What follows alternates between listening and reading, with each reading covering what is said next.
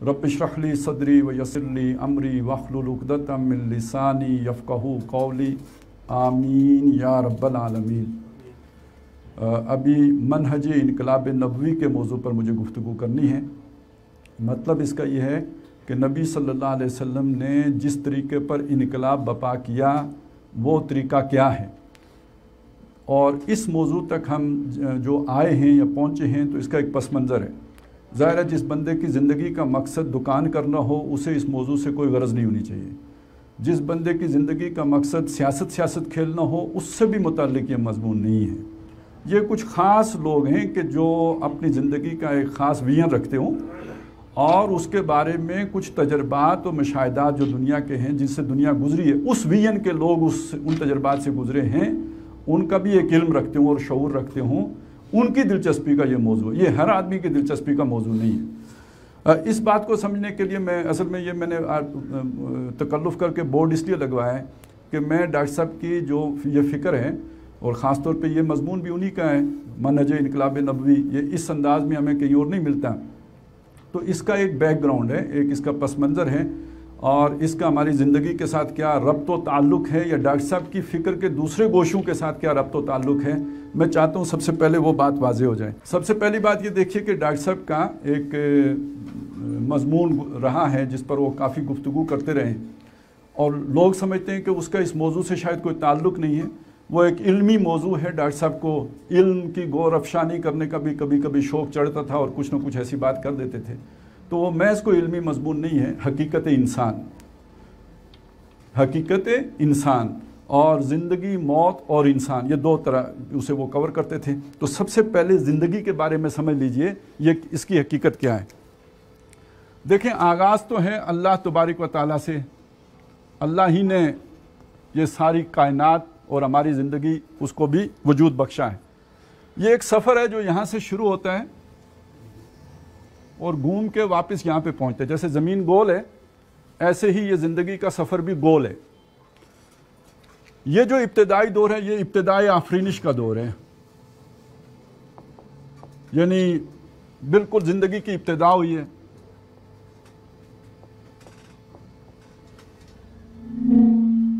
और इसको आप इब्दा भी कह सकते हैं। अलिफ बे दाल अलिफ ऐन बदियुस समावात वल अर्ज़। तो यहाँ से अच्छा, यहाँ आप समझ लें कि वो मजमून पूरा आ जाएगा। कौन सा? ईजादो इब्दाए आलम से लेकर आलमी निज़ाम खिलाफत के क़याम तक तनज़्ज़ुल और इर्तिका के मुख्तलिफ मराहिल व मदारिज। ये जो आप नीचे की तरफ आ रहे हैं ये सारा तनज़्ज़ुल है, और नीचे से जो आप ऊपर की तरफ जाएंगे ये वापस इर्तिका है।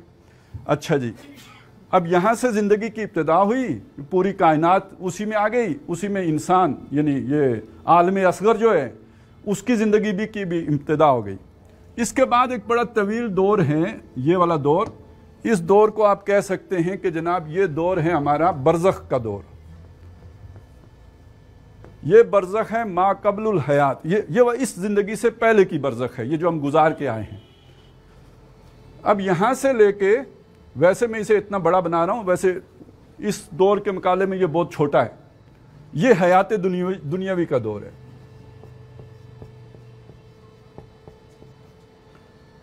और इसके बाद फिर एक आलम बरज़ख है।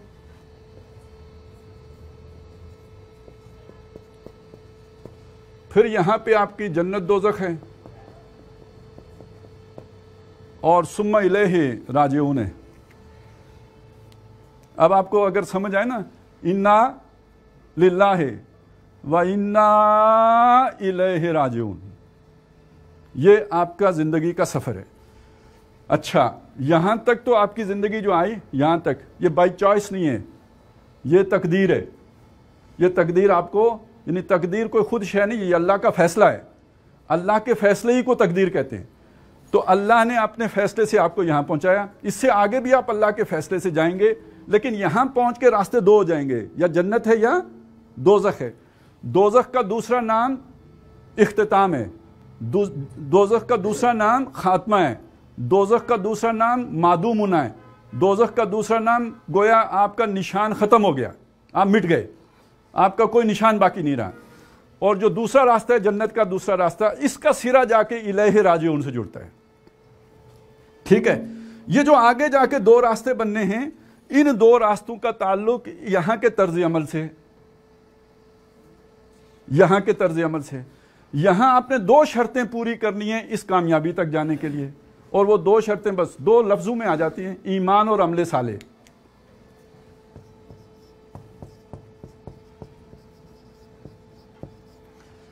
اچھا، یہ جو میں نے پورا دائرہ بنایا ہے، اس پر ڈاکٹر صاحب کے دو آپ کو مضامین ملیں گے. ایک میں بتا چکا، ایجاد و ابداع عالم والا، وہ اس حقیقت پہ روشنی ڈالے گا کہ زندگی کی آغاز کیسے ہوا، تنزل کیسے ہوا، اور اسی کے ساتھ پھر جڑ کے آ جائے گا زندگی، موت اور انسان. یہ دو جن کو لوگ کہتے ہیں یہ علمی مضامین ہیں، گویا ویسے ڈاکٹر صاحب کو کبھی وہ علمیت کا کوئی جوش چڑھا تو انہوں نے یہ باتیں کہہ دی. نہیں، یہ ہمارے فکر سے، انسانی سوچ سے، ہمارا زاویہ نظر بنانے سے ان کا بڑا گہرا تعلق ہے. یہ پہلی بات سمجھ لیجئے. اب یہاں پہ جسے میں نے ایمان کہا اور جسے عمل صالح کہا، تو ان کی حقیقت سمجھ لیں کہ ایمان کا مطلب ہے ایمان حقیقی. ایک ایمان وہ ہے جو یہودیوں کے پاس بھی تھا، ایک ایمان وہ ہے جو نصارہ کے پاس بھی تھا، سابعین کے پاس بھی تھا، مسلمانوں کے پاس بھی ہو سکتا ہے. ان میں سے جو ایمان لائیں گے اور عمل صالح کریں گے، ان الذین آمنوا والذین ہادوا والنصارى والسابعین من آمن منہم من آمن والیوم وعمل صالحا فلہم اجرہم عند ربہم. ان کا اجر ہوگا، ان کے دو چیزیں پوری کریں گے ان میں سے. تو وہ دو چیزیں ایمان اور عمل صالح ہیں. تو ایمان سے مراد ایمان حقیقی ہے. اب یہاں وہ سارے ایمان کے مباحث جن کو لوگ علمی مباحث کہتے ہیں، وہ علمی مباحث اس لیے ہیں کہ ہماری ضرورت ہے، اس کے بغیر ہمارا وہ نقطہ نظر ہی نہیں بنتا جو درکار ہے، جو زاویہ نگاہ ہی نہیں بنتا جو مطلوب ہے. اس کے بعد آیا عمل صالح. عمل صالح کا دوسرا نام ہے فرائض دینی کا جامع تصور. کل آپ نے وہ مضمون پڑھ لیا ہوگا نا، جس کو کہتے ہیں فرائض دینی کا جامع تصور. تو یہ سمجھ لیجئے، یہ ہے فرائض دینی کا جامع تصور. تو عمل صالح کا ایک محدود تصور بھی ہے اور عمل صالح کا ایک جامع تصور بھی ہے. تو اس جامع تصور پر روشنی ڈالنے کے لیے ڈاکٹر صاحب کا مضمون یا موضوع ہوتا تھا فرائض دینی کا جامع تصور یا مطالبات دین. ان موضوعات کے تحت اس عمل صالح کو ڈاکٹر صاحب نے ڈیفائن کیا. یہ موٹی بات تو میں رہنے دیتا ہوں، لیکن یہ باقی میں نے مٹا دیا اس لیے کہ آگے بڑھنا ہے. اب آ گیا جی عمل صالح. اور عمل صالح میں یعنی آپ نے اس زندگی میں اگر کامیاب ہونا ہے تو عمل صالح کرنا پڑے گا. اور عمل صالح کا محدود تصور نہیں بلکہ قرآنی تصور، تو جس میں خود اللہ کا بندہ بننا، دوسروں کو تک پر اتمام حجت کرنا اور اللہ کے دین کو قائم کر دینا.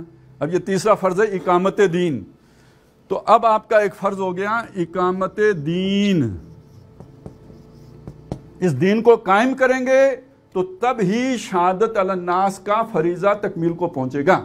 دین قائم کیے بغیر شہادت علی الناس کا فرض بھی اپنے کامل نہیں ہو سکتا، اور دین قائم کیے بغیر عبادت رب کا تقاضا بھی مکمل نہیں ہو سکتا، اس کی بھی تکمیل نہیں ہو سکتی. یہ دین قائم ہوگا اجتماعی سطح پر تو آپ ذاتی حیثیت میں مکمل اللہ کے بندے بن سکتے ہیں، نہیں تو نہیں بن سکتے. اور دین قائم ہوگا تو اس کے بعد ہی جو آپ پر دعوت کی ذمہ داری ہے دوسروں تک دعوت پہنچانے کی، وہ پوری ہو سکتی ہے، وگرنہ نہیں ہو سکتی. اچھا، یہ جو دین قائم ہوگا، اب اس کے ساتھ دو مضمون جڑ جائیں گے. ایک مضمون کا نام ہے منہج انقلاب نبوی، کہ بھئی یہ دین قائم کیسے ہوگا؟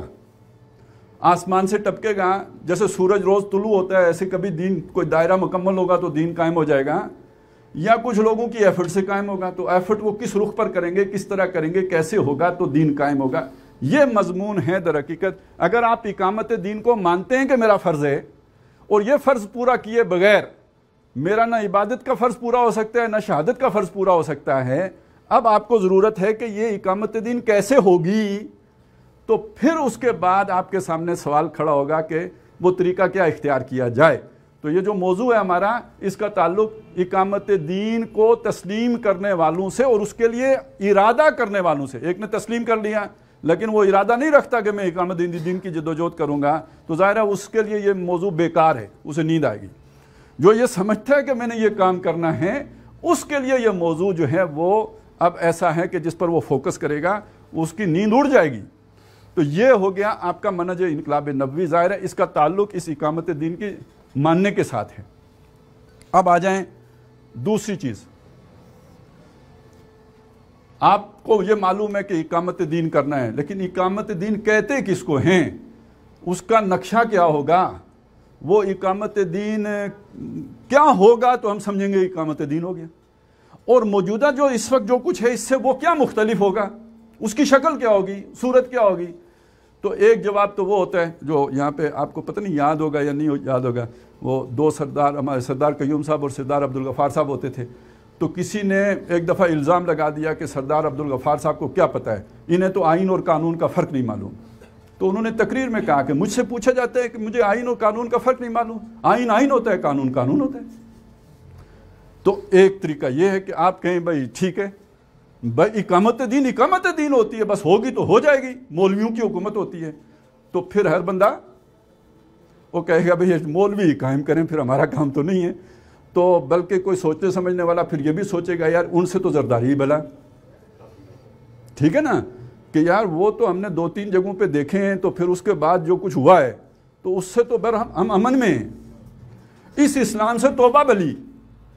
لہٰذا آج آپ ذہن کو اپیل کرنے کے لیے، لوگوں کو متاثر کرنے کے لیے آپ کو پورا نقشہ سامنے رکھنا پڑے گا کہ اقامت دین کا مطلب داعش کی حکومت ہے، اقامت دین کا مطلب جو ہے وہ ملاؤں کی حکومت ہے.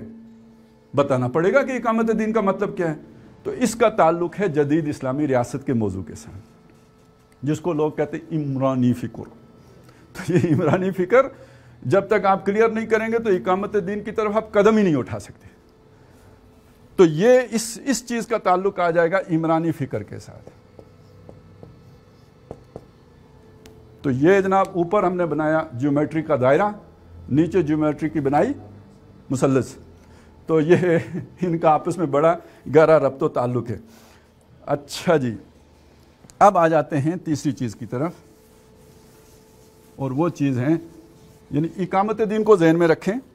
اقامت دین کا ابھی اتنا مطلب سمجھ لیں، وہ جو بعد میں ہم سمجھ لیں گے اس بات کو، وہ میں اگلا موضوع وہی ہے. ابھی اس کا اتنا مطلب سمجھ لیں کہ اقامت دین کا مطلب ہوتا ہے کسی نظام کو قائم کرنا، اتنا سمجھ لیں. اور دوسری یعنی ایک مکمل اپنا اجتماعی نظام، معاشی سیاسی سماجی نظام، اس کو اقامت دین کہتے ہیں. یہ قرآن میں اقامت دین کہتے ہیں. ہماری جو یہ کہیں نا ہمارا جو دینی لٹریچر ہے اس میں اقامت دین کہتے ہیں، اور دنیاوی لٹریچر میں اس کو انقلاب کہتے ہیں. اسی شے کو انقلاب کہتے ہیں کہ جب کسی زندگی کے اجتماعی گوشے میں کوئی ایسی بنیادی تبدیلی لائی جائے کہ جو پہلے والے نظام کو تلپٹ کر کے اس کی جگہ بالکل ایک نیا وکھرا قسم کا نظام لے کے آ جائے، اس کو انقلاب کہتے ہیں. ویسے تو آپ سنتے ہیں نا انقلاب کہتے ہیں جی تعلیمی انقلاب آ گیا، وہ ایک حکومت بدل کے دوسری حکومت آتی ہے کہتے ہیں انقلاب آ گیا. ابھی عمران خان صاحب اگر جائیں گے تو کوئی اور آئے گا تو کہیں گے انقلاب آ گیا. عمران خان صاحب تو لائی تبدیلی تھے، یعنی وہ بھی انقلاب تھا. لیکن اصل میں انقلاب ایک پرانے نظام کو ختم کر کے نئے نظام کو قائم کرنے کو کہتے ہیں. جیسے فرانس میں بادشاہت تھی، اس کو ختم کر کے اس کی جگہ پہ جمہوریت آ گئی، اسے انقلاب کہا جاتا ہے اور مانا جاتا ہے. جیسے روس میں جب انقلاب آیا تو اب پورا معاشی سٹرکچر تبدیل ہو گیا، یہ انقلاب ہے، اس کو انقلاب کہتے ہیں. تو اقامت دین کا دوسرا معنی انقلاب ہے.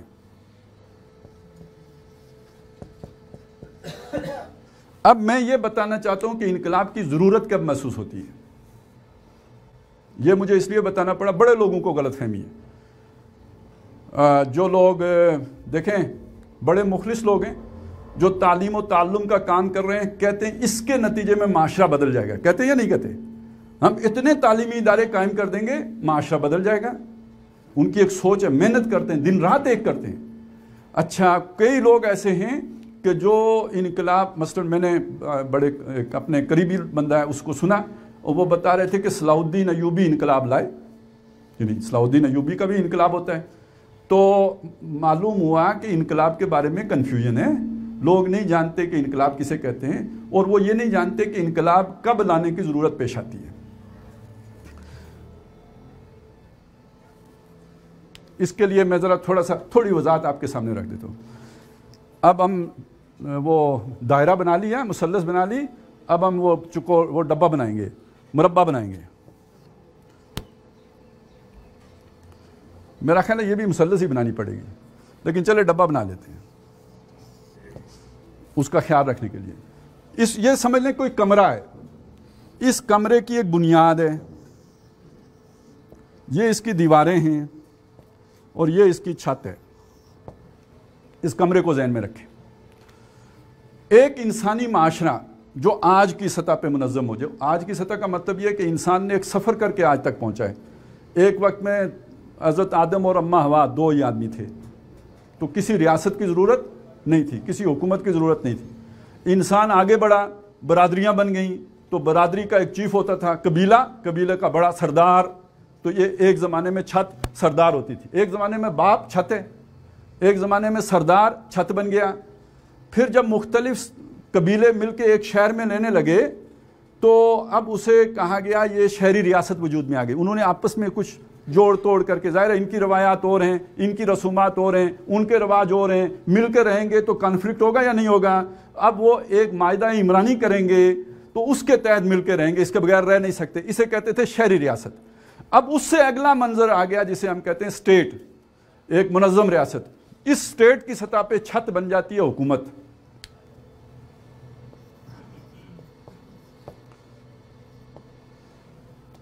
یہ جو دیواریں ہیں یہ دیواریں عوام ہیں، عوام کے سارے طبقات.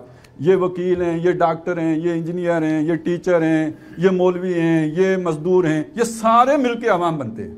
عوام کا مطلب یہ آبادی کہہ لیں اس کو. عوام اگر آپ کو اچھا نہیں لگتا آبادی کہہ لیں. تیسری سطح ہوتی ہے وہ نظام، وہ اعتقادات، وہ رسومات، وہ خیالات، وہ نظریات جس پر یہ دیواریں بھی کھڑی ہوتی ہیں، یہ چھت بھی کھڑی ہوتی ہے. ٹھیک ہو گیا جی؟ اب اس کو ذہن میں رکھیں.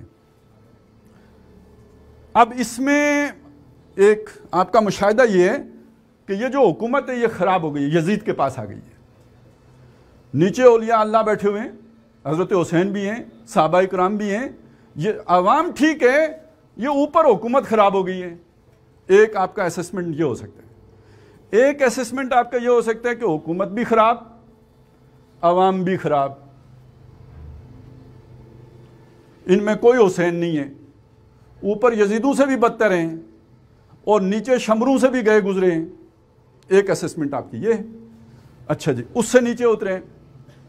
اس سے نیچے جب آپ اترے تو آپ نے دیکھا یار یہ جو ہماری اقدار ہیں، جو ہماری بیسکس ہیں، جو ہماری نظریات ہیں، یہ ٹھیک ہیں یا غلط؟ یہی غلط ہیں.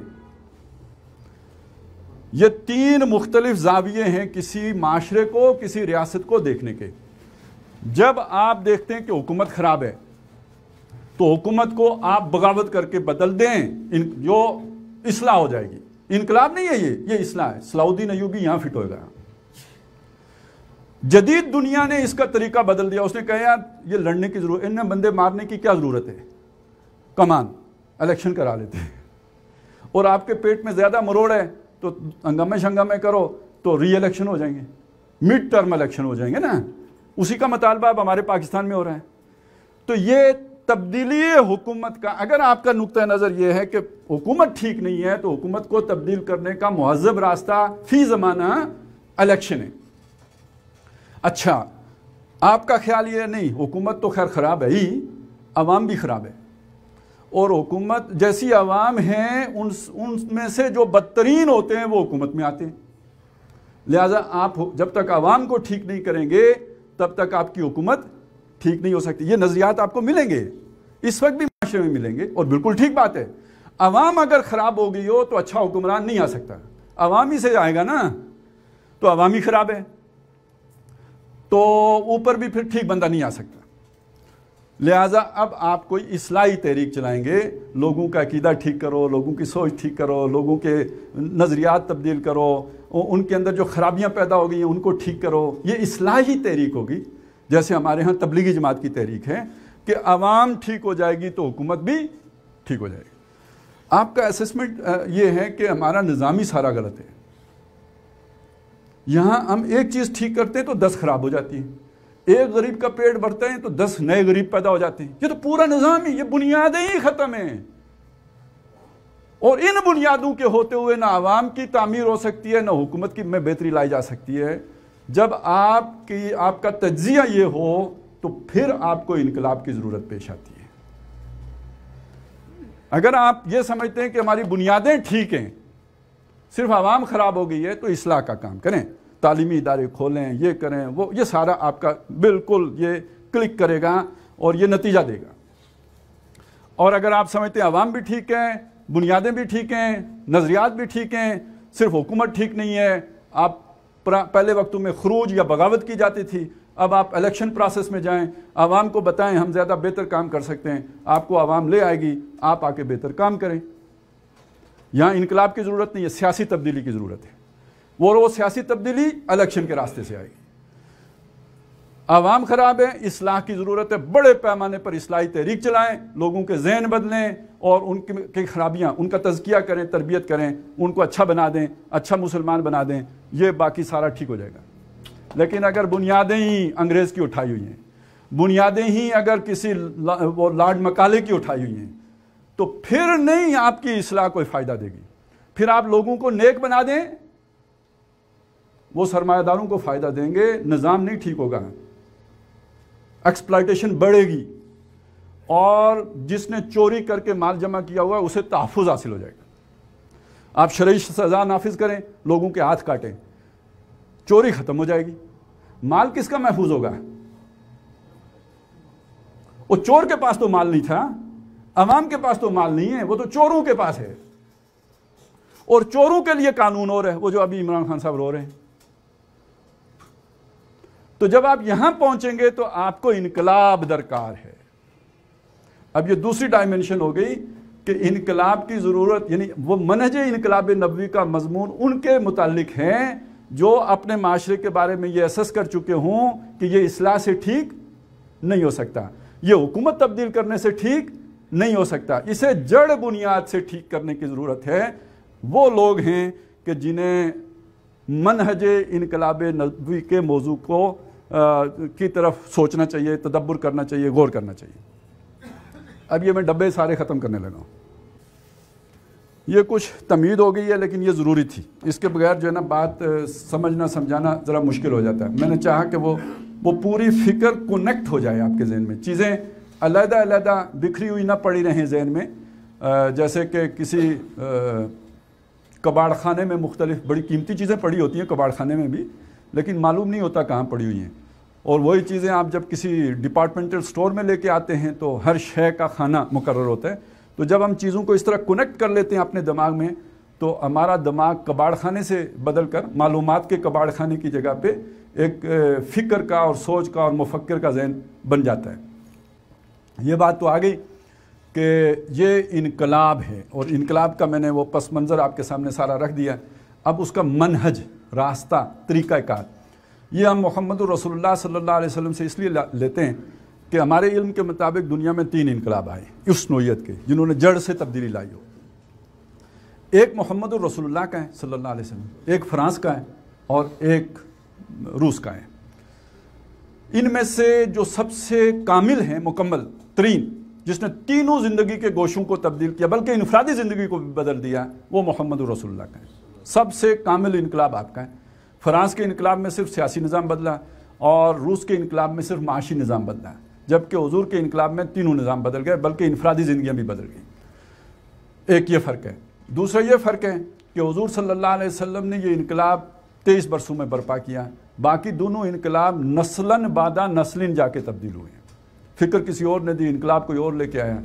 تو اس لیے بالکل ایک جسے کہتے ہیں ریشنل اس کا یہ بنتا ہے، ایک کوئی بھی معقول آدمی سب سے کامیاب ماڈل کو فالو کرتا ہے. تو کامیاب ترین ماڈل جو ہے وہ محمد رسول اللہ کا ہے. اس لیے کوئی مسلمان نہ بھی ہو تو اگر انقلاب لانا چاہتا ہے تو اسے محمد رسول اللہ صلی اللہ علیہ وسلم کی زندگی کا مطالعہ کرنا چاہیے. وہ سب سے بہترین ماڈل ہے انقلاب لانے کے طریقہ کار کا.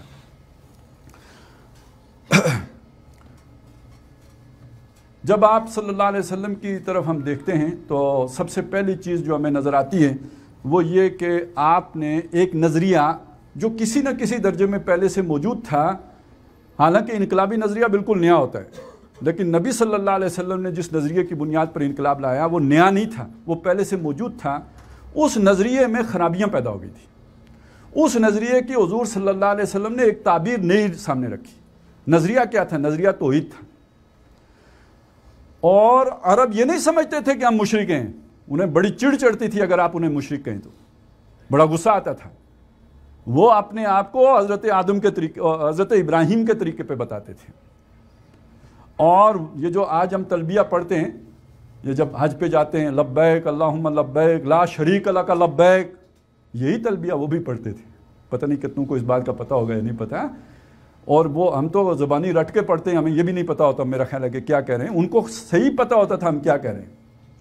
اس میں آخر میں وہ ایک اضافہ کر دیتے تھے کہ تیرا کوئی شریک نہیں ہے الا تملکہ وما ملک، سوائے ان شریکوں کے جن کو تو نے خود اپنا کوئی اختیار منتقل کیا ہے۔ یعنی یہ ایسا شرک نہیں تھا کہ ان کا اپنا اختیار ہے، تو نے ہی ان کو یہ اختیار دیا ہے، یعنی اس کو پھر سیدھا بھی کرتے تھے۔ تو وہ اپنے آپ کو اگر انہیں کوئی مشرک کہے تو انہیں سخت غصہ آتا تھا، سخت تکلیف ہوتی تھی۔ تو اب اس میں یہ جو توحید کے اندر جو ایک خرابی یہ آ گئی تھی کہ انہوں نے آلہہ بنا کے، بت بنا کے ان کو پوجنا شروع کیا تھا۔ ان کو نبی صلی اللہ علیہ وسلم نے ٹھیک کیا، اس عقیدے کو ٹھیک کیا۔ اچھا، اکثر و بیشتر ہمارا سارا زور اسی کے اوپر ہوتا ہے، لیکن حضور صلی اللہ علیہ وسلم نے آخر یہ اونچ نیچ کا فرق ختم کیا یا نہیں کیا؟ یہ جو بلال ہیں، یہ سیدنا بلال بنے یا نہیں بنے؟ جو غلام تھے، یہ فرق کس اصول پر ختم ہوا؟ جناب یہ توحید کی تعبیر تھی۔ اگر آپ اللہ کو مانتے ہو کہ میرا خالق ہے تو اللہ کی مخلوق میں اونچ نیچ کیسے ہو سکتی ہے؟ یہ توحید کا تقاضا تھا، کونو عباد اللہ اخوانا، اللہ کے بندے ہوتے ہوئے آپس میں بھائی بھائی بن جاؤ۔ تو بندے ہونے کے لیے ضروری ہے کہ غیر اللہ اور ان کی عبادت چھوڑ دو، اور آپس میں بھائی بھائی ہونے کے لیے ضروری ہے کہ اونچ نیچ کے تصورات، کرشی اور غیر کرشی کے تصورات مٹا دو۔ یہ ایک بات ہو گئی۔ دوسرا، اللہ کو اگر اس کی توحید کو مانا ہے تو جہاں پہ اسے خالق مانا ہے وہاں اسے مالک بھی ماننا ہے یا نہیں؟ للہ ما فی السماوات و ما فی الارض، یہ بھی ہے نا۔ تو جب مالک کوئی اور نہیں رہا تو مالک کے حقیقی کون ہوا؟ اللہ۔ تمہارے پاس جو کچھ ہے یہ کیا؟ یہ امانت ہے۔ یہ تصور تبدیل کرنا کہ یہ تمہارے پاس ملکیت نہیں ہے بلکہ امانت ہے، اس کا میں ایک موٹا سا آپ کو بتاؤں، اس کا نتیجہ کیا نکلتا ہے؟ اگر آپ کا تصور ملکیت کا ہے تو میرا مال میری مرضی، لاجیکل بات ہوگی، میرا جسم میری مرضی کی طرح لاجیکل بات ہوگی۔ لیکن آپ کا تصور اگر امانت کا ہے، مالک اللہ ہے، میں امین ہوں، پھر میری مرضی نہیں، مالک کی مرضی ہوگی۔ سمجھ آ گئی میری بات کی؟ اب نہ کوئی یہ کہہ سکتا ہے کہ میرا جسم میری مرضی، نہ یہ کہہ سکتا ہے میرا مال میری مرضی۔ ٹھیک ہو گیا؟ بات سمجھ میں آ رہی ہے نا؟ تو توحید کو اس طرح نبی صلی اللہ علیہ وسلم نے اس معاشرے کے اندر بھی منوایا۔ تیسری بات یہ ہے کہ وہ جس کو آپ نے، جس کی توحید پر ایمان لائے ہو، اس کو بادشاہ بھی مانا ہے یا نہیں؟ لہو ملک السماوات والارض، للہ ملک السماوات والارض، ان الحکم الا للہ لا یشرک فی حکمہ احدا الا لہ الخلق والامر۔ تو یہ اللہ تبارک و تعالیٰ کی حاکمیت بھی اسی کی ہے۔ سروری زیبا فقط اس ذات بے ہمتا کو ہے، حکمراں ہے ایک وہی، باقی بتان آزری۔ اب کوئی فرعون نہیں دعویٰ کر سکتا ملک میرا ہے، بادشاہی میری ہے، میرا آرڈر چلے گا، میرا قانون چلے گا۔ کوئی ابو جہل اور کوئی ان کی مجلس شورا ندوہ، اس میں بیٹھ کر یہ فیصلہ نہیں ہو سکتا ان کی اس میں کہ یہاں پہ ہماری اتھارٹی ہے کہ ہم جو قانون بنائیں گے وہ نافذ ہوگا۔ نہیں، اتھارٹی بھی اللہ کی ہے، اس نے بنایا، تخلیق اس نے کیا، حکم بھی اس کا چلے گا، اس کے آگے تمہیں سرنڈر کرنا پڑے گا۔ یہ اس سے پورا سیاسی نظام وجود میں آئے گا، اس سے پورا معاشی نظام، جو پہلے ملکیت سے معاشی نظام وجود میں آئے گا، اور اس سے پہلے جو آپ کا سماجی نظام وجود میں آئے گا وہ برابری والا، جس میں اونچ نیچ کے تصورات ختم ہو گئے ہوں۔ تو یہ توحید سے نکلے ہوئے تین نظام ہیں۔ اچھا، جس دور میں نبی صلی اللہ علیہ وسلم نے توحید کی اس یوں سمجھیے کہ یہ نقشہ پیش کیا ہے توحید کا، اس طرح اسے جلوہ افروز کیا، اس بیج کو کھول کر اسے آسمان سے باتیں کرتا درخت بنایا ہے۔ अलम तरा कैफ ज़रबल्लाहु मसलन कलिमतन तय्यबतन कशजरतिन तय्यबतिन अस्लुहा साबितुन व फरुहा फिस समा। तो उस तौहीद की अब शाखें जब आसमान से बातें की, ये वो दौर था कि अभी इंसान का वो जो सफ़र था, अपना सफ़र अक्ल के तहत, वो अभी बहुत इब्तिदाई स्टेज में था। अभी इंसान इतनी बड़ी समझ की बात उसे नहीं आ सकती थी, बिल्कुल ही ऐसे जैसे एक बच्चे को आप PhD का कोई मकाला नहीं समझा सकते। वो बड़ा होगा तो समझ आएगी, अभी बच्चे को समझ नहीं आ सकती। ये अगर मिसाल मुश्किल हो तो मैं एक आसान मिसाल दिया करता हूँ। बात समझाना मकसूद होता है, मिसालों से कोई इतनी गरज नहीं होती। वो बेवकूफ़ लोग होते हैं जो मिसालों में पढ़ के कहते हैं इन्नल्लाह, ये क्या अल्लाह ने मच्छरों की मिसालें और अनकबूत की मिसालें देनी शुरू कर दी। बात समझाना इबलाग मसला होता है। तो जिस तरह बच्चे को आप ये तो समझा सकते हैं कि फ़लानी चॉकलेट खिलाऊंगा, लेकिन बच्चे को आप ये इंसेंटिव नहीं दे सकते कि तुम्हारी शादी करा दूंगा। उसे क्या मालूम शादी क्या होती है। ये तो 12-13 साल के बाद आप इंसेंटिव दे सकते हैं, उससे पहले ये इंसेंटिव फजूल है, ये आपने तोप से मच्छर मारी है। इसी तरह समझ लें कि मोहम्मदुर रसूलुल्लाह सल्लल्लाहु अलैहि वसल्लम ने जिस दौर में इंसानियत को तौहीद के इस मयार तक पहुंचाया, इंसान खुद अभी उस मयार को समझने के काबिल ही नहीं था। ये उस तरह का मौजज़ा था जैसे हज़रत मूसा अलैहिस्सलाम दरिया से पार लेके कौम को चले गए थे, पानी यूं खड़ा हो गया था। ये मौजज़ा है, ये सोशल साइंसेस का मौजज़ा है जो हुजूर ने कर दिखाया।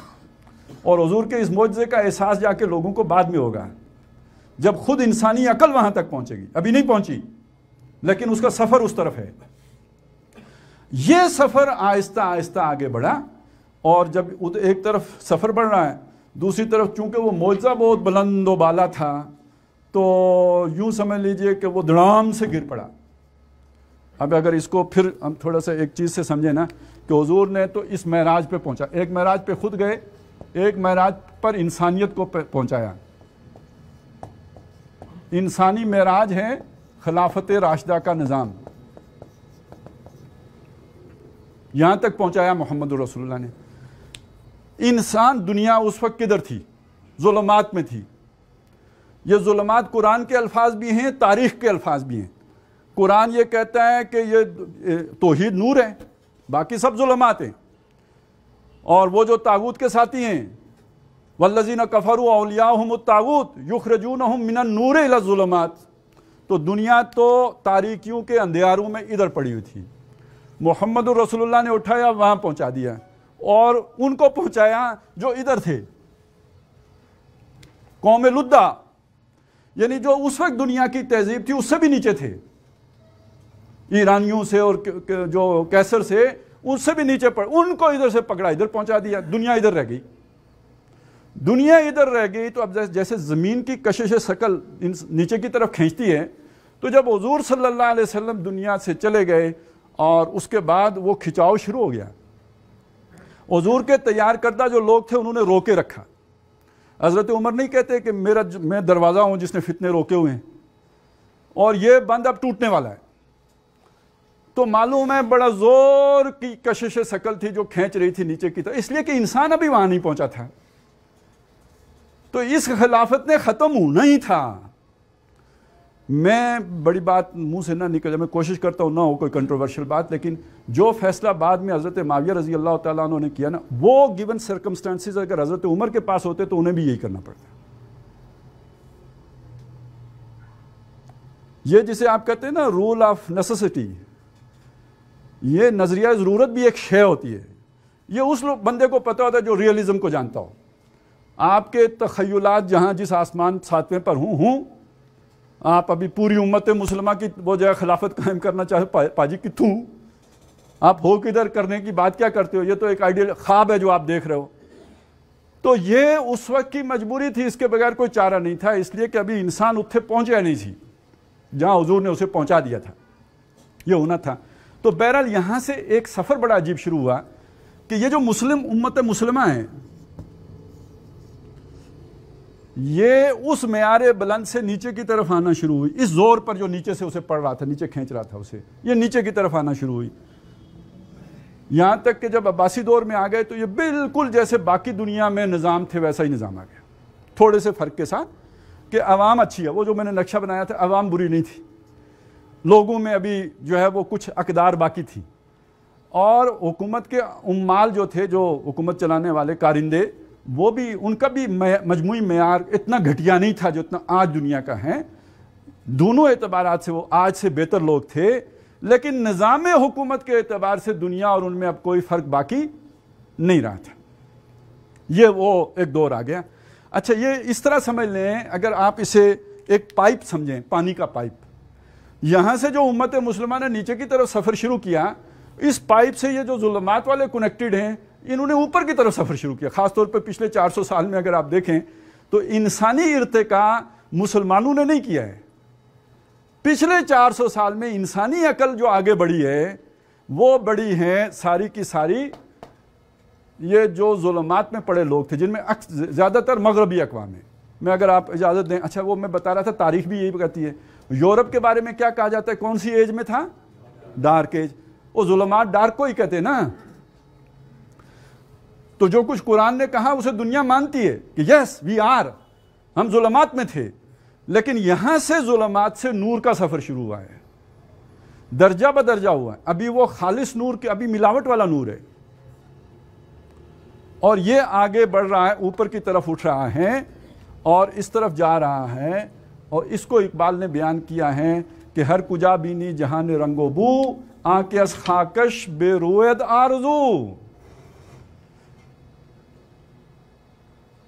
زانکہ وہ یہ جو ہے, یہ تو یا تو اسے جو بھی ملی ہے غذا اس کو اوپر اٹھنے کی, یہ محمد الرسول اللہ سے ملی ہے, انہی کی خاک سے اس نے نمو پائی ہے. یا ہنوز اندر تلاش مصطفیٰ است, یا ابھی مصطفیٰ کی تلاش میں سرگرداں ہیں. یہ نو انسانی کا اقبال یہ بھی کہتا ہے. شیطان سے بھی اقبال نے یہی کہا, اس امت سے مجھے کوئی پرواہ نہیں ہے, جانتا ہوں یہ امت حامل قرآن نہیں. نور کی معراج تو وہ ہے نا, وہاں سے نور ملے گا. یہ امت اس نور سے محروم ہے. وہی سرمایہ داری بندہ مومن کا دین, جو دنیا میں سرمایہ داری ہے, بندہ مومن کا دین بھی وہی ہے.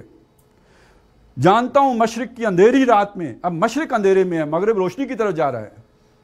جانتا ہوں مشرق کی اندھیری رات میں بے ید بیضا ہے پیران حرم کی آستی. اب پیر صاحب کا ہاتھ سفید نہیں ہوتا ہے, ان سے معجزہ سرزد نہیں ہو سکتا ہے.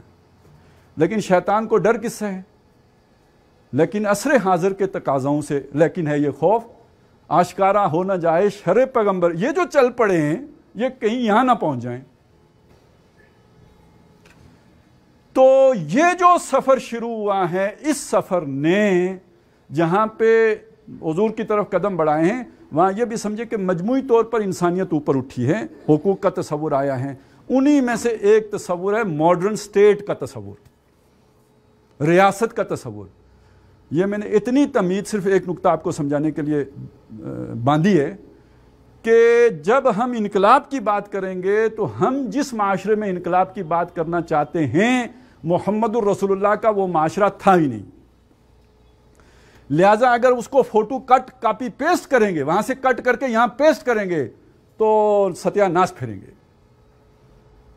یہ سمجھ لیں وہ اور معاشرہ تھا, اس کا سٹرکچر اور تھا, اس کی یوں بناوٹ اور تھی, بنتی اور تھی. یہ اور معاشرہ ہے جس میں ہم رہتے ہیں. اب ہمارے فقہا جس شے کو کہتے ہیں دارالسلام, آج اگر کوئی شخص یہ سمجھے کہ یہ اسٹیٹ کے مترادف لفظ ہے, منٹل ہے. اسٹیٹ ایک بالکل الگ تصور ہے, ماڈرن اسٹیٹ. اچھا جی, ریاست کا نام جب ہم آتے ہیں اس میں بھی لوگ کنفیوز ہو جاتے ہیں. وہی قانون قانون ہے, آئین آئین ہے, ریاست ریاست ہے. وہ پاجی ریاست ریاست نہیں ہے, ریاست ریاست میں فرق ہوتا ہے. ایک ریاست بہاول پور ہے اور ایک ریاست پاکستان ہے, یہ دونوں ریاستیں ایک ہیں. تو پرانے لٹریچر میں فقہا کے ہاں جب آپ کو ریاست کا لفظ اگر کبھی ملے گا, اول تو ملے گا نہیں, لیکن اگر ملے گا تو اس ریاست کے معنی کوئی اور ہیں. وہ راجے ہیں, مہاراجے ہیں, جن کی اپنی اپنی ریاستیں ہیں, وہ اور شے بھائی. آج جس شے کو ریاست کہتے ہیں وہ ایک بالکل نئی شے, ایک بالکل الگ تھلگ شے. اس ریاست کا کوئی تصور سابقہ معاشرے میں آپ ڈھونڈیں گے تو آپ ایک یعنی ایسی شے کی تلاش میں جو مل ہی نہیں سکتی. حتیٰ یلج الجمل فی سم الخیاط, یہ تو اونٹ جو سوئی کے ناکے سے گزر جائے گا, آپ کو وہ ریاست کبھی پچھلے معاشرے میں نہیں ملے گی. कैसर की रियासत हो या किसरा की रियासत हो या हजरत उमर की रियासत हो, वो और रियासतें थीं, ये और रियासत है जिसमें आज हम जी रहे हैं और जिंदा हैं और जिसमें मौजूद हैं। अब इस फ़र्क को अगर मैं मोटा आपके सामने रखूं तो सिर्फ मोटी सी बात इतनी सारी है कि आप सोचें आज की रियासत की अमलदारी का अंदाज़ा लगाएं। ये मदीने में नबी सल्लल्लाहु अलैहि वसल्लम मौजूद हैं, ये पास करीब जंगल में अबू बसीर और अबू जंदल मौजूद हैं, वो रियासत से हटकर, हुकूमत से हटकर अपनी एक्टिविटी में लगे हुए हैं। कुरैश हुजूर से नहीं मुतालबा कर रहे कि इनको पकड़ो, क्योंकि वो समझते हैं कि वो नहीं पकड़ सकते, वो उनसे आज़ाद हैं। आज की रियासत के अंदर आप कोई उसामा एबटाबाद में छुपा लें, अमेरिका आपसे पूछेगा या नहीं पूछेगा, पाजी कड्डो और निकल आया तो क्यों छिपाया था? तो आज की रियासत की जो अमलदारी है, आप किसी शहरों में तो कोई मकान नहीं बना सकते जब तक कि आप नक्शा ना पास करवाएं। थोड़े दिनों में ये बात देहात तक भी पहुंच जाएगी, लेकिन देहात में भी मकान अपनी ज़मीन पर बनाएंगे ना। कोई आपकी कोई जो है ना खेत, कोई डोगा, कोई अट्ट तक कोई बनना, अब ऐसा नहीं है जो पटवारी के रजिस्टर में लिखा हुआ ना हो। ये पहले कभी दुनिया में था और आज कोई शख्स कहीं छुप के पनाह लेके बैठ सकता है? ये बदला हुआ माशरा, इसको ज़हन में रखें। उस वक्त कोई हुसैन रज़ी अल्लाह ताला अन्हु किसी यजीद के खिलाफ जब चाहें खुरूज कर दें, तो मोहम्मदुर रसूलुल्लाह सल्लल्लाहु अलैहि वसल्लम मक्के से निकलें, मदीने में आके दारुस्सलाम कायम कर लें। मक्के वाले कुछ नहीं कर सकते, लड़ने आएंगे तो मार खाएंगे। आज सऊदी अरब से मेहदी भी निकले ना मक्के से, मदीने में आके जैसे हुजूर बैठे थे बैठ जाए, मुकाबला कर सकते हैं? मदीना मक्का वहीं पे है ना। इस बदले हुए हालत को समझिए कि मक्के से एक गिरोह निकला, मदीने पे आके उसने अपनी हुकूमत कायम कर ली, मक्का उसका कुछ नहीं बिगाड़ सका। आज की जदीद रियासत में सऊदी अरब जैसे हुक्मरान भी, जिनसे वैसे और तो कुछ नहीं होता, लेकिन अपने मुल्क में कोई ऐसी बगावत हो तो वो कुचल सकते हैं या नहीं कुचल सकते? ये आज की रियासत है। आज की रियासत कितनी मजबूत हो गई है। श्रीलंका जैसा मुल्क तमिलनाडु की फेंटी लगा देता है। आज की रियासत कितनी मजबूत हो गई है, जरा अंदाजा लगाइए। अमेरिका जैसा मुल्क अफगानिस्तान जैसे मुल्क में पांव नहीं जमा सकता। ये बदले हुए हालात हैं। तो इसमें अवाम में से कोई गिरोह उठकर वो कहे जनाब हम इनकलाब शरीफ ले आएंगे बंदूक के जोर पर या तलवारों के जोर पर, ये मुमकिन है? तो ये जिन लोगों ने इतनी कुर्बानियां दी, इतना खून दे दिया कि इनकलाब रूस और इनकलाब फ्रांस भी शायद पीछे रह गया हो, नतीजा क्यों नहीं निकला? नतीजा इसलिए नहीं निकला कि ये फर्क ज़हन में नहीं है। तो इस मनज इनकलाब नबवी के इस मजमून का बड़ा गहरा रब्त व ताल्लुक इस फ़र्क के साथ है। जब तक ये फ़र्क आपके जहन में क्लियर नहीं होगा, ये मजमून भी आपके जहन में क्लियर नहीं हो सकता। ये बहुत अहम बात है, इसको समझिए। ये जदीद हालात को देखते हुए ये यानी एक देखें, ये क्लियर हो जाए। नमाज पढ़ना हुजूर ने सिखाया कैसे पढ़नी है, तरीका किसने बताया? हम उसे कहेंगे मनहज सलात नबवी। इनकलाब लाने का तरीका भी हुजूर का है, हम उसे कहते हैं मनहज इनकलाब नबवी। लेकिन ये दो बातें बराबर नहीं है, एक जैसी नहीं है। फर्क मैं समझा रहा हूं आपको। फर्क ये है कि नमाज बिल्कुल उस तरीके पर पढ़ेंगे जिस तरीके पे हुजूर ने पढ़ी तो कबूल होगी, अगर उससे हटकर पढ़ेंगे तो कबूल नहीं होगी। लेकिन इनकलाब उस तरीके पर लाने की कोशिश करेंगे हू बहू, जैसे हम नमाज हू बहू हुजूर के तरीके पर पढ़ते हैं, इनकलाब कभी नहीं आएगा। हू बहू करेंगे तो तलवार, फिर तो बंदूक भी नहीं पकड़ सकते। लिहाजा अब ये जो बात मैं आपके सामने रख रहा हूं, इसको समझिए, ये बहुत अहम है इस पूरे मजमून को समझने के लिए कि इनकलाब के लिए हम वहां से उसूली रहनुमाई लेंगे और उन उसूलों को आज के माहौल पर मुंतबिक करके अपने लिए एक लाए अमल बनाएंगे जो उससे बिल्कुल मुख्तलिफ होगा। अब ये जितनी बात मैंने आपके सामने रखी है, इसका रैशनल, इसकी अकली बुनियादें तो आप पर वाज़ेह हो गई होंगी। मेरा ख्याल है कोई इबाम नहीं रहा होगा, इश्काल नहीं रहा होगा। लेकिन एक चीज़ अभी भी अटक सकती है, क्योंकि वो जो जैसे नमाज मेरे तरीके पर पढ़ो तो ऐसे इनकलाब भी मेरे तरीके पर लाओ, तो ये दर हकीकत सीरत का पहलू है, ये सुन्नत का पहलू नहीं है। सुन्नत और शे है, सीरत और शे। सुन्नत आपको दांतों से पकड़नी होगी, लेकिन सीरत से आप उसूली, आप हुजूर सल्लल्लाहु अलैहि वसल्लम दांत साफ करते थे तो दांत उस तरह साफ करो जैसे मैं करता हूं, तो फिर मिसवाक से दाएं बाएं आप नहीं हो सकते।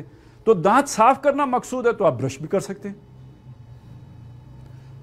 اور اس کو جو قرآن مجید نے بیان کیا تو اس نے کہا ایک ہوتی ہے شریعت، ایک ہوتا ہے منہاج.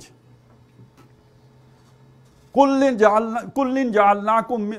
جعلنا منکم شرعۃ و منہاجا، ہر ایک کے لیے ہم نے ایک شریعت بھی رکھی ہے، ایک منہاج بھی رکھا ہے. تو ویسے یہ مترادف بھی استعمال ہوتے ہیں، شریعت کی جگہ آپ منہاج کا لفظ بھی استعمال کر لیتے ہیں، لیکن یہ کہ جب دونوں ساتھ آ جائیں تو ان میں فرق ہوتا ہے. شریعت اور شے ہے، منہاج اور شے ہے. تو شریعت بحث کر رہی ہوتی ہے سنت سے کہ جو آپ نے دانتوں سے پکڑنی ہے، دائیں بائیں نہیں ہوتا. اور منہاج کا تعلق ہوتا ہے سیرت سے کہ جس سے آپ اصولی رہنمائی لے کے اپنے لیے کوئی لائے عمل بنا سکتے ہیں. تو یہ چیز چونکہ ذہنوں سے اوجھل ہے تو میں نے چاہا، اور ان لوگوں کے ذہنوں سے بھی اوجھل ہے جو منہج انقلاب نبوی پہ لیکچر دیتے ہیں، تو اس لیے میں نے چاہا کہ ذرا یہ بھی وضاحت ذرا تفصیل کے ساتھ ہو جائے. وقت بے شک اس میں لگ جائے، لیکن یہ کہ کم از کم جو لیکچر دیتے ہیں ان کو تو سمجھ آ جائے کہ بھئی اس میں اور اس میں فرق کیا ہے. اور وہ اگر فرق ملحوظ نہیں رکھیں گے تو یہ تباہی ہے، یہ مضمون کوئی فائدہ نہیں دیتا، پھر اس سے داعش پیدا ہوتی ہے. یہ فرق ملحوظ نہیں رکھیں گے تو اس سے دہشت گرد پیدا ہوتے ہیں. اس فرق کو سامنے رکھیں اور یہ کھول کے بیان کریں گے تب بات سمجھ میں آئے گی. اب آ جائیں اس چیز کی طرف. انقلاب کی وضاحت میں نے آپ کو کر دی، انقلاب کیسے ہوتا ہے. اب دوسری چیز آ گئی ہے کہ آج کے دور میں انقلاب کا نقشہ، مطلب وہ جو اب تبدیلی آئے گی اس تبدیلی کی صورت کیا ہوگی، کیا ہوگا، قانون سازی کیسے ہوگی. یہاں بھی بہت سے لوگ سمجھتے ہیں کہ جی ہمارا آئین قرآن و سنت ہے، ہمیں کوئی نیا قانون بنانے کی ضرورت ہی نہیں ہے. یہ بھی ناسمجھی کی بات ہے. ویسے اس سے زیادہ سخت لفظ بھی استعمال ہو سکتا ہے، لیکن یہ کہ بہرحال میں کم تر لفظ پہ گزارا کر رہا ہوں. یہ بھی سخت ناسمجھی کی بات ہے. ہر آن قانون سازی کی ضرورت ہوتی ہے. آخر اگر قانون سازی کی ضرورت نہیں ہے تو اجتہاد کا دروازہ دین میں کیوں رکھا گیا ہے، اجماع کیوں رکھا گیا ہے. تو جب انسان نے ابھی ارتقاء کرنا تھا اور اللہ کو معلوم تھا کہ ارتقاء ہوگا تو نئے مسائل پیدا ہوں گے. تو جب نئے مسائل پیدا ہوں گے تو نئی قانون سازی کرنی پڑے گی اور with in the limits of قرآن و سننا ہوگی. بس یہ موٹا اصول ہوگا. تو یہ وہ جو نقشہ ہوگا وہ کیا ہوگا، اس کی طرف ہم جائیں گے اگلے لیکچر میں.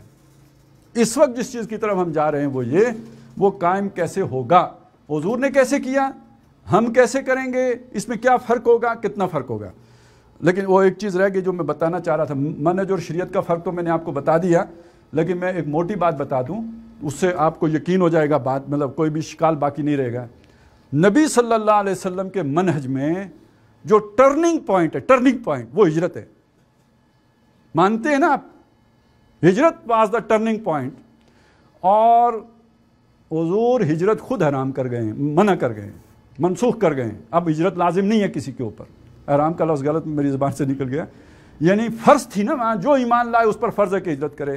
حضور نے اس ہجرت کی فرضیت کو ساقط کر دیا. تو اگر ہو بہو عمل کرنا ہوتا تو پھر وہ فرضیت کیسے ساقط ہو سکتی تھی. جو ٹرننگ پوائنٹ ہے، جس کی وجہ سے سارا پروسیس چینج ہوا ہے، پیسو ریزسٹنس سے ایکٹیو ریزسٹنس کا فیز شروع ہوا ہے، وہی ساقط ہو گئی. تو اسی سے ثابت ہو گیا کہ اب منہج کو اس طرح پابندی کرنا جیسے سنت کی پابندی کرتے ہیں، ایسی ذمہ داری مسلمانوں پر عائد نہیں ہوتی. ہاں اصول وہاں سے لیں گے. اچھا اب آگے چلیں. نبی صلی اللہ علیہ وسلم نے پہلے تو توحید کی دعوت دی، میں نے بتایا یہ فرق آ گیا. وہ آج کے دور میں بھی بس ایک فرق پڑ گیا ہے، انسانیت اتنی سمجھدار ہو گئی ہے کہ اب بت پالتی نہیں، بلکہ جو بت پرست بھی ہے نا دنیا میں وہ بھی بتوں کی پوجا نہیں کرتے. یہ انسان کی سمجھ میں اضافہ ہو گیا نا. وہی جیسے بچہ سمجھدار ہو جاتا ہے، اب انسان سمجھدار ہو گیا تو وہ نبیوں کی تعلیمات کے قریب آ گیا یا نہیں آ گیا. اب بتوں کی پوجا سارے سوسائٹی بیوقوفوں کا وہ سمجھتی ہے کام. لہذا انسان یوں سمجھیے کہ تائب ہو چکا ہے بتوں کی پوجا سے. تو یہ بات بالکل ٹھیک ہے، لیکن آج شرک کی نوعیت بدل گئی ہے، نئی قسم کے شرک وجود میں آ گئے ہیں. ان تازہ خداؤں میں بڑا سب سے وطن ہے، ایک شرک یہ ہے. یہ جو معاشی نظام ہے آپ کا یہ بھی شرک پر مبنی ہے، لیکن یہ مولوی صاحب نہیں بتا سکتے، ان کے تصور سے یہ اوپر بات ہے. وہ اس کو گرفت میں لے ہی نہیں سکتے، وہ سمجھ ہی نہیں سکتے کہ یہ شرک ہے. یہ ملکیت کی شرک ہے. یہ جو کہتا ہے میرا مال میری مرضی، میں چاہوں تو سود لوں یا یہ کروں یا ایکسپلائٹ کروں، اور یہ چیز ذرا اوپر کی سطح ہے، یہ بھی شرک ہے. تو آپ اگر انقلاب لانا چاہتے ہیں تو بتانا پڑے گا پاجی اے شرک ہے گی، پھر ڈنڈا پریڈ ہوگی نا. جو کچھ انقلابیوں کے ساتھ ہوگا وہ اس کے بعد ہوگا. آپ کہیں گے میں تسبیح پھیروں گا تو آپ نیک آدمی ہو بڑے, لوگ جلیبی کھلائیں گے, آپ سے دعائیں کروانے آئیں گے, بلکہ کہیں گے میرا بچہ بھی مارے صوفی جی شکر کرو. لیکن آپ کہیں یہ تمہارا ابا شرک کرتا ہے, یہ جو سود خوری کرتا ہے, حرام خوری کرتا ہے, پھر وہ شف کروانے آئے گا یا دور کرنے آئے گا؟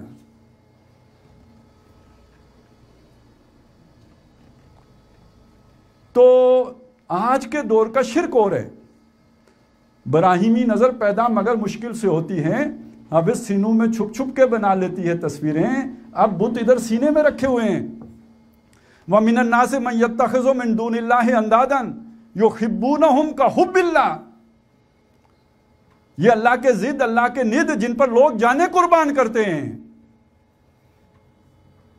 بات سمجھ میں آ جائے گی کہ کھولوں؟ پھر کہیں گے خرابی ہو گئی.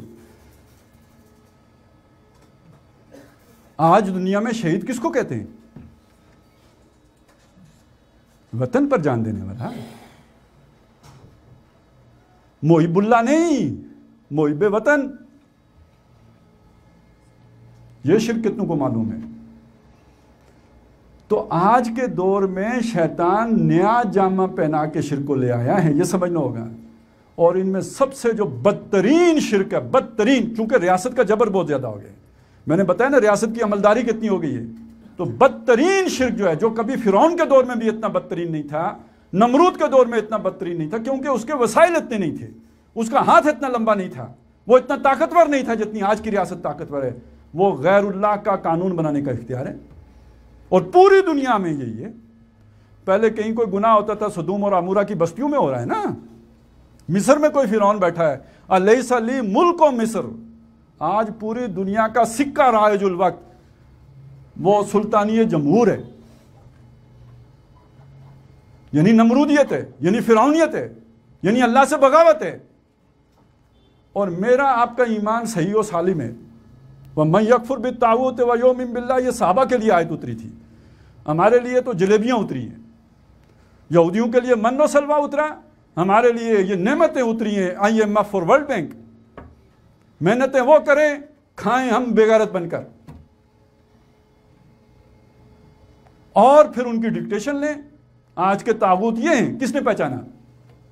کون جانتا ہے؟ کون بتاتا ہے؟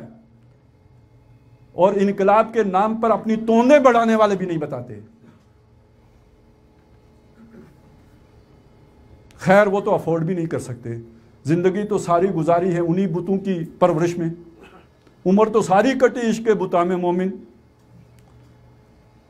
اب آخری وقت میں وہ تو خیر وہ کیا ہے, وقت پیری گرگ ظالم می شود پرہیزگار.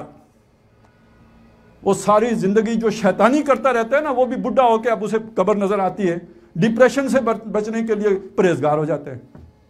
وہ پھر اپنے کلب بنا لیتے ہیں, نام اس کا جو مرضی رکھ لیں. تو بہرحال وہ انقلاب شنقلاب کی بات نہیں ہوتی. یہ رولا ان تلوں سے تیل نکال کے نہیں ڈالا جا سکتا ہے, یہ کوئی اور لوگ درکار ہوتے ہیں.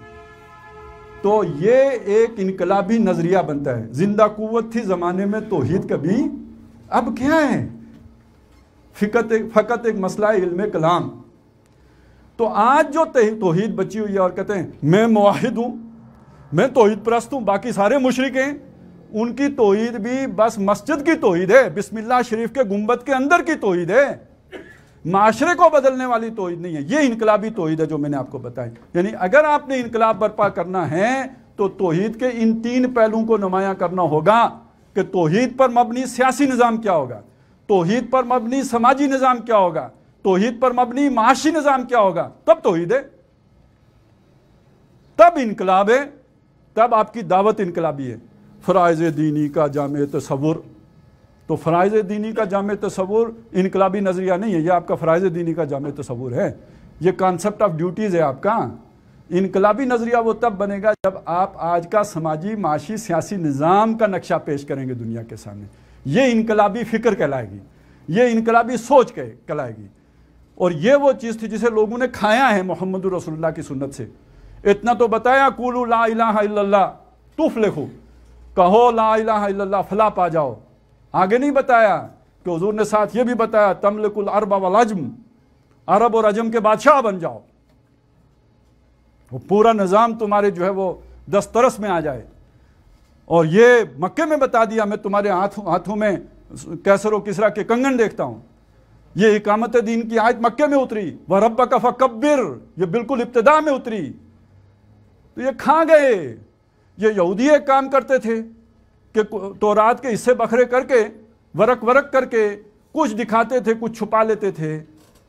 تو ہم ورق تو نہیں کر سکتے، وہ اللہ نے اپنی کتاب کو محفوظ رکھا ہے، لیکن ہم نے تشریعات بدل دی۔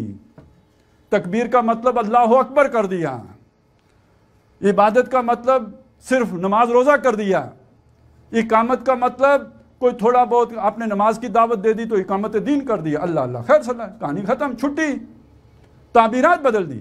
یہ سارے اب ان جو بھی دینی اصطلاحات ہیں ان کو ایک نئی تعبیر دینی ہوگی جو قرآن و سنت کے بھی مطابق ہو، محمد الرسول اللہ صلی اللہ علیہ وسلم کے دور سے مطابقت رکھنے والی ہو۔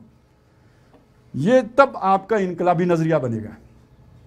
اب سنیے اگلی بات، اس نظریے کو ماننے والوں کی تنظیم سازی کرنی ہے۔ یہ جو تنظیمیں تو معاشرے میں پہلے بھی موجود ہیں، اور یہ عبدالستار عیدی صاحب ہیں، کتنی اچھی تنظیم ہے، ان کا کام ہے جو بھی یہ الخدمت ہے، اور یہ جناب آپ کا شوکت خانم ہاسپٹل ہے، یہ اور کتنے فلاحی ادارے ہیں، یہ جناب بڑی اچھی مذہبی جماعت ہے، اس کی جو ہے وہ کاروائیاں ہیں اور کارگزاریاں ہیں، یہ ہماری سیاسی جماعتیں ہیں دینی، یہ تنظیمیں ہی ہیں نا۔ تو جب آپ کہتے ہیں کہ نہ یہ کوئی مذہبی فرقہ ہے، نہ یہ کوئی معروف معنی میں سیاسی جماعت ہے، بلکہ ایک اسلامی انقلابی جماعت ہے، تو اس کا مطلب کیا ہوتا ہے؟ انقلابی جماعت کون سی ہوتی ہے؟ یہ بڈھوں کا کلب تو نہیں ہوتا، یہ ریٹائرڈ ملازمین کا کلب تو نہیں ہوتا کہ ادھر اور کوئی کم نہیں رہا، دنیا کے بعد اب جو ہے نا وہ آخری بونس پہ زندگی بسر کر رہا ہے، تو چلیں آئیں ہم مل کے بیٹھا کریں گے، دن بھر وتواصوا بالحق وتواصوا بالصبر آپس میں بیٹھ کے کریں گے، اور یہ انقلابی جماعت ہے۔ اس عمر میں تو ویسے بھی بندہ مجلس کو ترس جاتا ہے، بچے بھی منہ لگانے کو تیار نہیں ہوتے۔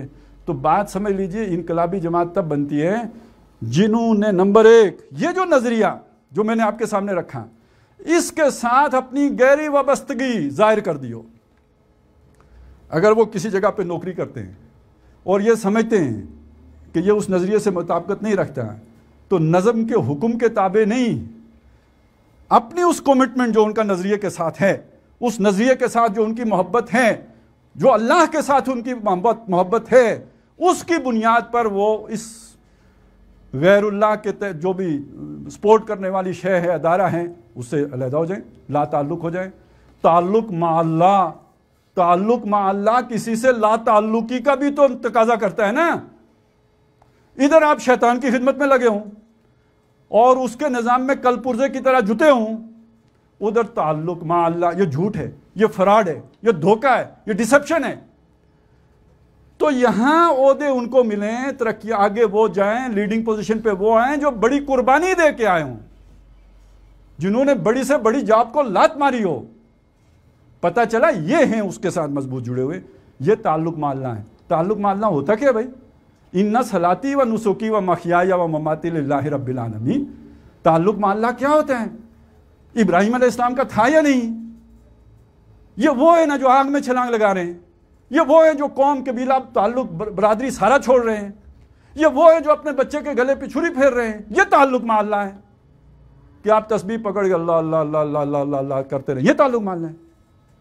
اور ادھر طاغوت کی خدمت کرتے رہیں، ان سے ٹھیکے لے لے کے اپنی تجوریاں بڑھاتے رہیں، یہ تعلق مع اللہ ہے۔ اس کو تعلق مع اللہ کہتے ہیں، اور اسی کا اللہ نے ذکر بھی کیا ہے، وَإِذِ ابْتَلَىٰ إِبْرَاهِيمَ رَبُّهُ بِكَلِمَاتٍ فَأَتَمَّهُنَّ قَالَ إِنِّي جَاعِلُكَ لِلنَّاسِ إِمَامًا۔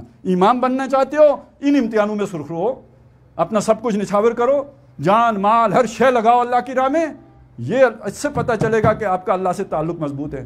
نہیں تو کہانیاں دھوکے باز ہو، فراڈیے ہو۔ دنیا کی زندگی میں خوبصورت باتیں منافقین بھی کر لیا کرتے تھے، وَمِنَ النَّاسِ مَن يُعْجِبُكَ قَوْلُهُ فِي الْحَيَاةِ الدُّنْيَا وَيُشْهِدُ اللَّهَ عَلَىٰ مَا فِي قَلْبِهِ۔ قسمیں کھا کے کہتا ہے بڑا مخلص ہوں، لیکن اللہ جانتا ہے اِذَا تَوَلَّىٰ سَعَىٰ فِي الْأَرْضِ لِيُفْسِدَ فِيهَا وَيُهْلِكُ الْحَرْثَ وَالنَّسْلَ۔ جو اللہ کو معلوم ہے تو اس طرح کی لچھے دار باتیں، وَمِنَ النَّاسِ مَن يَقُولُ رَبَّ آمَنَّا بِاللَّهِ وَبِالْيَوْمِ الْآخِرِ وَمَا هُمْ بِمُؤْمِنِينَ، دعوے اور باتیں ہیں، واقعی تم وہ قربانیاں دینے والے بن جاؤ یہ ایک علیحدہ بات ہے۔ تو آپ نے چھانٹ کر ان لوگوں کو یعنی لے کے اوپر آنا ہوگا جو در حقیقت وہ قربانیاں دے رہے ہوں، کہ جو مطلوب ہیں، ان امتحانات میں سرخرو ہو رہے ہوں، جن کا جینا مرنا اللہ کے لیے ہو گیا ہو۔ ہم تو جیتے ہیں کہ دنیا میں تیرا نام رہے، کہیں ممکن ہے کہ ساقی نہ رہے جام رہے۔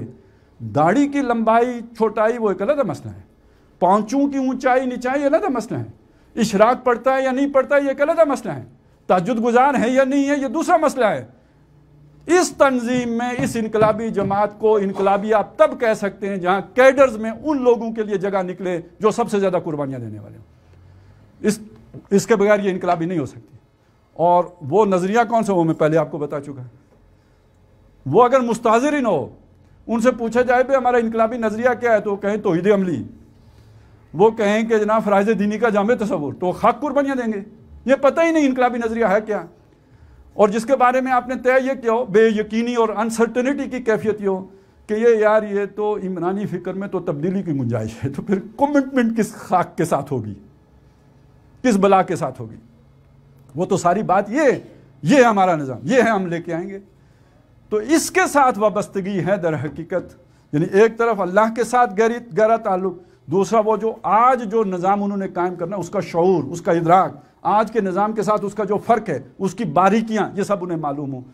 باقی وہ والا نظم جو مدینے میں آ کے نبی صلی اللہ علیہ وسلم نے قائم کیا، وہ بھی اتنا سخت نہیں تھا جو انقلاب کے نام پر جمع کر کے لوگوں کو کے گردنوں میں توک ڈالے گئے ہیں۔ مجھے کوئی بتائے محمد الرسول اللہ نے صلی اللہ علیہ وسلم کیا گھر میں بیوی بچوں کے لیے بھی کوئی بنا کے دیا تھا سٹرکچر کہ اس طرح کا جو ہے وہ گھریلو اسرہ قائم کرو، تب تم انقلابی جماعت کے رکن ہو؟ یہ تو سارا جو آیا ہے نا، یہ ایک علیحدہ کہانی ہے، یہ مارکس سے تشریف لائے ہیں۔ یہ والا نظم جماعت جو انقلاب کے نام پہ لوگوں نے جماعتوں میں اختیار کیا ہے، یہ مارکس سے آیا ہے۔ اور کیوں آئے ہیں؟ تاکہ ایک لیڈرشپ کو پروٹیکٹ کیا جائے، باقی غلام بن کے رہیں۔ بیعت کا کلادہ گردنوں میں ڈال کے، توک پہن کے، اور کلادہ پٹا وفادار کتے بن کے رہیں، یا بیویاں بن کے رہیں زیادہ سے زیادہ۔ محمد الرسول اللہ نے تو آزادی سکھائی ہے۔ انقلاب لانا ہے تو لیڈرشپ پیدا کرنی پڑے گی نا ان کے اندر۔ تو لیڈرشپ شادولے کے چوہوں میں تو نہیں پیدا ہوتی۔ جن کو آپ نے آزادی سوچ دی ہوگی ان کے اندر پیدا ہوگی۔ آپ کہیں سوچو بھی نہ، بولو بھی نہ، بولو بھی تو ہم سے پوچھ کے، جو آپ نے بولنا ہے پہلے ہمیں لکھ کے بھیجو، ہم اپروو کریں گے پھر بولو گے۔ تو یہ تو صوبیداری والداری والا سموتات ہے، یہ انقلابی لیڈروں والی سموتات نہیں ہے۔ فوجی ڈسپلن کا یہ مطلب کوئی نیا ہی نکلا ہے۔ یہ محمد الرسول اللہ صلی اللہ علیہ وسلم نے تو آزاد لوگ پیدا کیے جو آپ خود سے سوچتے تھے۔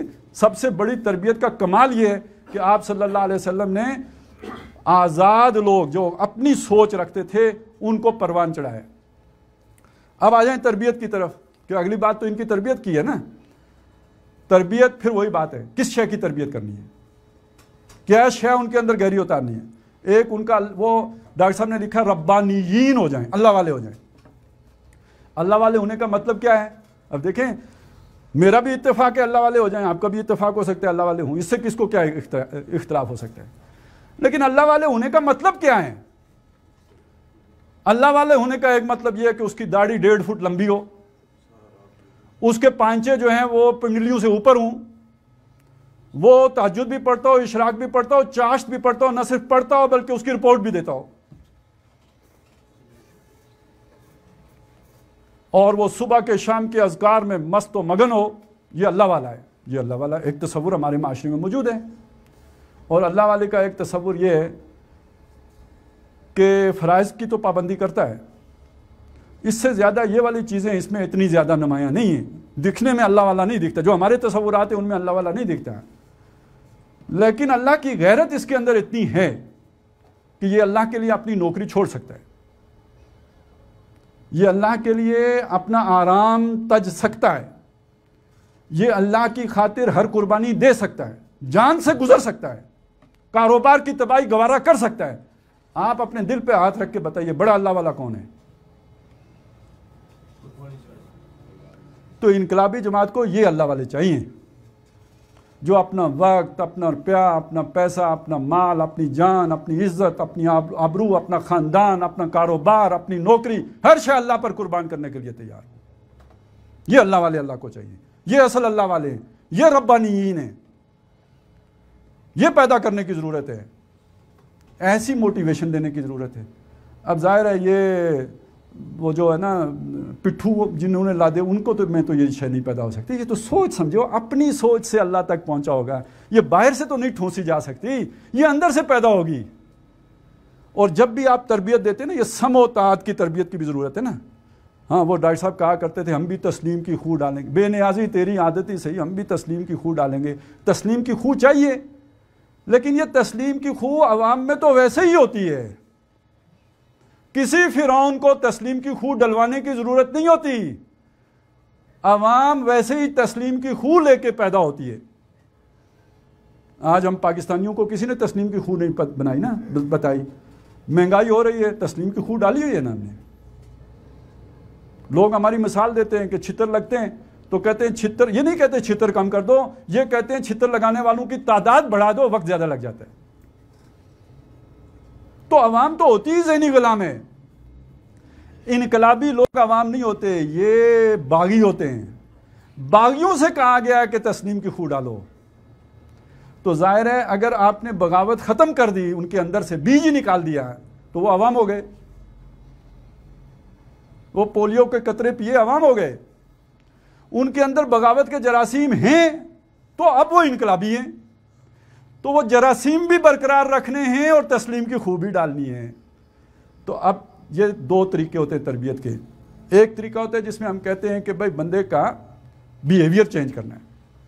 ایک طریقہ ہوتا ہے جس میں ہم کہتے ہیں اس کا ایٹیچیوڈ بدلنا ہے. بیہیویئر بدلنے کے لیے مشق کی اور ریاضت کی ضرورت ہوتی ہے.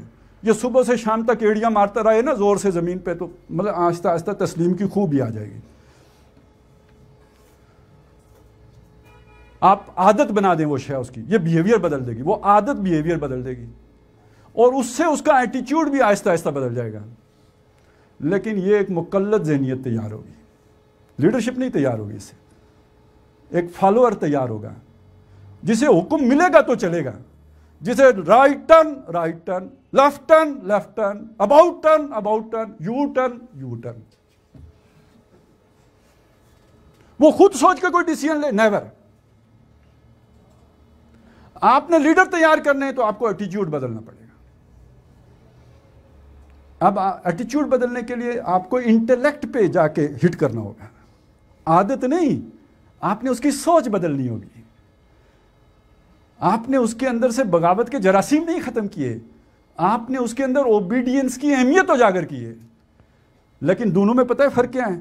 وہ اندھا بہرا مقلد ہے، وہ کسی بات پہ چون چرا نہیں کرے گا. وہ پیر صاحب کا وہ مرید ہے کہ بیوی مانگیں تو دے دے گا. اور یہ سوچ سمجھ کے چلے گا. یہ کہے گا ہم آپ کی اطاعت کریں گے خلیفہ محترم، لیکن آپ نے اگر کوئی دائیں بائیں ہونے کی کوشش کی تو آپ کو سیدھا بھی کریں گے. اور سیدھا کیسے؟ اس سے سیدھا، تلوار دکھا کے کہا اس سے سیدھا کریں گے. یہ پیر صاحب کا مرید اور حضرت ابو بکر کا مرید ایک جیسے ہیں.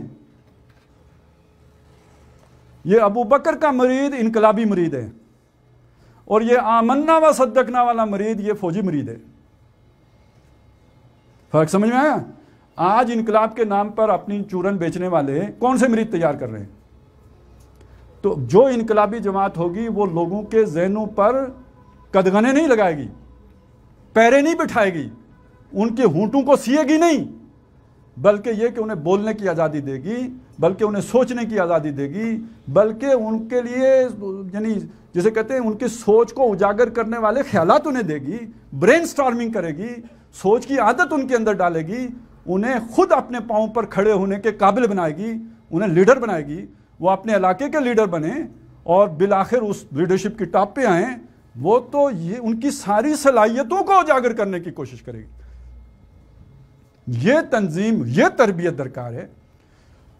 جب تک یہ ٹیم، ایسے کارکنوں کی ٹیم ایک معتدب تعداد میں نہیں بن جاتی، जो उस रियासत के सामने खड़े हो सकें, और रियासत के सामने बंदूकें उठा के नहीं खड़ा होना। वो मैं पहले बता चुका हूँ, माशरा बदल चुका है, बंदूकों से अब आपको कामयाबी नहीं मिलने वाली।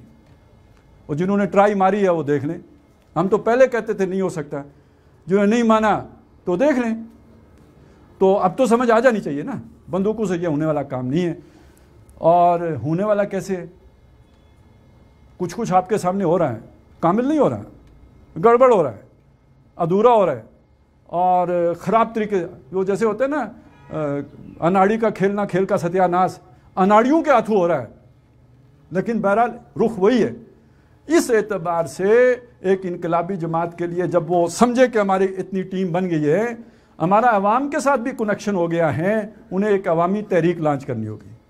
लेकिन अवामी तहरीक लॉन्च करने से पहले एक तरफ ये टीम बन गई हो, दूसरी तरफ आपने अवाम को भी शऊर दे दिया हो कि ये निज़ाम ज़ालिमाना है, जो निज़ाम हम लेकर आएंगे उसके अंदर इतनी बड़ी फ़ायदा और आपके लिए बेहतरी है। अच्छा, अगले निज़ाम का अगर आप नक्शा नहीं पेश करते ना, तो लोगों के साथ आप क्या करेंगे? वही करेंगे जो खान साहब ने किया है। लोगों को नक्शा बताएंगे तो वो देखेंगे कि आपके फुटप्रिंट उधर ही जा रहे हैं या कहीं दाएं बाएं जा रहे हैं। आप नक्शा नहीं बता रहे आगे क्या करेंगे, तो इसका मतलब है आप पहले ही से फराडिए हैं, आप चक्कर देंगे। तो आपको आवाम को बताना पड़ेगा कि हम फलाना निज़ाम लेके आएंगे, उसमें ये होगा, पार्लियामेंट ऐसी होगी, कानून साजी ये होंगी, इज्तिहाद इस तरह होगा, कोई कुरान और सुन्नत के खिलाफ कानून बन जाएगा तो उसको इस तरह हैंडल करेंगे। ये पूरा नक्शा लोगों के सामने रखना होगा। खैर बरकतें क्या होंगी, गुर्बत कैसे ख़त्म करेंगे, और ये कि फलाह कैसे लेके आएंगे, रफ़ाए अम्मा कैसे होगी, वेलफेयर कैसे, सारा बताएंगे ना, तो तब आप असली बंदे हैं, नहीं तो फ्राडिये हैं। इससे आवाम आपसे कनेक्ट होगी। अब आप अवामी तहरीक लॉन्च करेंगे, और ये अवामी तहरीक लॉन्ग मार्च से नहीं शुरू होती। ये 5 साल, 10 साल, 15 साल, 20 साल की जद्दोजहद के बाद जब हुकूमत पैरालाइज हो चुकी होती है, तो आखिर में वो जो होते हैं ना, एक धक्का और दो, वो सुना होगा ना नारा, ये जो और धक्का होता है आखिरी, ये लॉन्ग मार्च होता है। नहीं तो उससे पहले अवामी ताकत की असल ताकत ये होती है कि हुकूमत को स्ट्रेच करो। आप देहात में तहरीक उठाओ, आप कस्बों में तहरीक उठाओ, ताकि लॉ इन्फोर्समेंट एजेंसीज को आप स्ट्रेच करें। आप ज्यादा हो वो थोड़े। आप अगर खुद किसी एक जगह पे कंसंट्रेट करोगे तो ये चूहा आके फंसेगा कड़की में। हकीकी इनकलाबी जमात कभी भी किसी एक शहर को, जी इस्लामाबाद पे चढ़ाई करते, नेवर, ऐसा कभी नहीं करेगी। करेगी तो उल्लू की पट्टी होगी, अहमक होगी, उसे नहीं पता होगा इनकलाब किसे कहते हैं। वो सिविल रेजिस्टेंस को जानती ही नहीं है कैसे होगी। और ये वैसे जो इस वक्त जितने भी आपके रहनुमा है ना, इनमें से जानकार बंदा एक ही है जिसका नाम मौलाना फजलुर रहमान है, क्योंकि उसकी एक तारीख है। वो उनके जो है वो मुकल्लिदीन या मुत्तबईन में से हैं जिन्होंने अंग्रेज के खिलाफ मज़ामत की हुई है, और हर तरह की मज़ामत की हुई है, मुसल्लह मज़ामत भी की हुई है और सिविल रेजिस्टेंस की मज़ामत भी की हुई है। तहरीक तर्क मवालात किसने शुरू की थी? तो ये तो उनको नस्लन बाद नस्लिन मिला हुआ है ये सब। बाकी तो कोई सरमायादार हैं तो कोई वडेरे हैं, उनको क्या पता ये क्या होता है, इसीलिए मौलाना ऊपर गए। तो ये इनकलाबी जमात अगर अवामी जरिए से इनकलाब लाना चाहती है कि मुसल्लह जदोजहद आज के दौर में मुमकिन नहीं, तो उसे सिविल रेजिस्टेंस के सारे डायनामिक समझने होंगे। आवाम को कैसे मोबिलाइज करना है उन्हें। फिर अच्छा, आवाम तो एक बहुत बड़ी, ये शेर को पिंजरे से निकालने वाली बात है, बोतल को जिन से निकालने वाली बात है। आवाम जब सड़कों पे आ जाती है तो आवाम का बिहेवियर जलाओ, घिराओ, टकराओ, मारो, मरो, ये हो जाता है। ये जो मॉब का बिहेवियर होता है ये बिल्कुल एक मुख्तलिफ, ये तो वहशी जिन्नात होते हैं। इनको लॉ इन्फोर्समेंट एजेंसीज नहीं कंट्रोल कर सकती। तो इससे अंदाजा लगाएं कि पहली बुनियादी शर्त सिविल रेजिस्टेंस की तहरीक की कामयाबी की यह है कि आप तोड़ फोड़ न करो। इस आवाम को कंट्रोल रखने के लिए यह जमात चाहिए। अब आप सोचें, आपने वो मुकल्लिदीन की जमात तैयार कर दी है, तो इनको कौन कंट्रोल करेगा? वो कहेंगे हम कि जनाब वो फलाने उसरे के फलाने मोहल्ले में लोगों ने थाना जला दिया है, नाज़िम आला साहब को लिखो, अब क्या करें? तो नाज़िम आला साहब फिर मरकज़ी उसरे की मीटिंग बुलाएंगे, फिर उसमें मशवरा होगा, और इसमें इस वक्त तक 10 थाने और जल चुके होंगे। शाबाश, یہ تو آپ نے مقامی لیڈرشپ تیار کرنی ہوگی جو آن دا اسپاٹ فیصلہ کر سکیں، اسٹریٹجی بنا سکیں، ہینڈل کر سکیں اس طرح کی سچویشن کو. اور لیکن پاجی تسی یہ کام کرنا ہی نہیں، جو مرضی کرو. لیکن جس نے کرنا ہے اسے معلوم ہونا چاہیے کہ اگر میں لوگوں کو لیڈر نہیں بناؤں گا تو اپنے پاؤں پہ کلاڑی ماروں گا. افورڈ ہی نہیں کر سکتی انقلابی جماعت کے کسی کی صلاحیتوں کو کچلے یا انہیں دبائے. یہ اس کی مجبوری ہے کہ انہیں اجاگر کرے، انہیں نشو نما دے، انہیں پروان چڑھائے، انہیں پالش کرے، انہیں آگے بڑھائے، انہیں لیڈر بنائے. تب تو یہ کامیاب ہوگی. نہیں تو تحریک چلے گی اور یہ سارے مقلدین پکڑے جائیں گے. وہ 2 لاکھ بندہ پھڑنا کیڑا مشکل کام ہے؟ جیلیں بھر جائیں گے 2 لاکھ لوگوں سے. اور جب یہ ایسی بات ہوگی، انقلاب کا خطرہ ہوگا، تو وہ سارے چوروں ڈاک جو جیلوں میں بھرے ہیں سب کو چھوڑ دیں گے اور کہیں گے ان مولویوں کو پھڑو اندر. تو ویسے 2 لاکھ آدمی کو ہیلی کاپٹر میں جا کے بحیرہ عرب میں غرق کر کے آ جاؤ تو کیا تبدیلی آئے گی؟ کون امریکہ اس پہ بولے گا؟ کوئی نہیں بولے گا. تو اس سے یعنی اور پھر یہ کہ وہ خود فیصلہ ہی نہ کر سکیں، ان کو پکڑ. اچھا پھر آخر گردن کس کی پھنسے گی؟ وہ اس لیڈر کی پھنسے گی جس نے ان کو باہر لایا ہے. وہ فضل اللہ بنے گا، وہ مولوی عبدالعزیز بنے گا. اور جب وہ بن جائے گا تو پھر اسے سمجھ آئے گی کہ اوہو میرے ساتھ اگر ابو بکر اور عمر ہوتے تو یہ اشر نہ ہوتا. تو ابو بکر اور عمر تم نے نہیں بننے دیے نا. تو یہ اپنی پکائی ہوئی کھیر تھی جس میں ڈوب کے مرے گا. تو اگر آپ اپنے ساتھ مخلص ہو، انقلاب کے ساتھ مخلص ہو، تو پھر لوگوں کی جوہر کو پروان چڑھانا ہوگا. تو بہرحال یہ ایک چھوٹا سا نقشہ تھا، میں نے پورے اس پس منظر میں آپ کے سامنے رکھنے کی کوشش کی ہے. اصل منہج پہ میں نے ذرا اتنی تفصیل سے بات نہیں کی، لیکن اس کا منظر اور پس منظر آپ کے سامنے زیادہ اجاگر کرنے کی کوشش کی، اس لیے کہ میرا خیال یہ ہے کہ لوگوں کو وہ چیزیں تو معلوم ہیں، اکثر و بیشتر کو معلوم ہے، یہ کنیکشن نہیں ہے. یہ چیزیں لوگوں کی مسنگ ہیں، جس کی وجہ سے وہ پھر ان کی گاڑی ناکنگ کرتی ہے اور صحیح چھکائی نہیں کرتی چڑھائی پہ. تو اس لیے میں نے چاہا کہ یہ چیزیں واضح ہو جائے، ذرا ٹیوننگ ہو جائے، فائن ٹیوننگ کی ہے. تو اللہ تعالیٰ ہمیں ان چیزوں کا فہم دے، نہ صرف فہم دے بلکہ ان کا مبلغ بنائے، ان کی بمبارمنٹ کرنے والا بنائے. یہ ہم اتنے زور سے معاشرے میں یہ چیزیں لے کے جائیں کہ جن لوگوں کو مغالطے میں ڈالا گیا ان کی سمجھ میں آ جائے. اللہ اس کی ہمیں توفیق دے. اقول قولی ھذا واستغفر اللہ لی ولکم ولسائر المسلمین والمسلمات.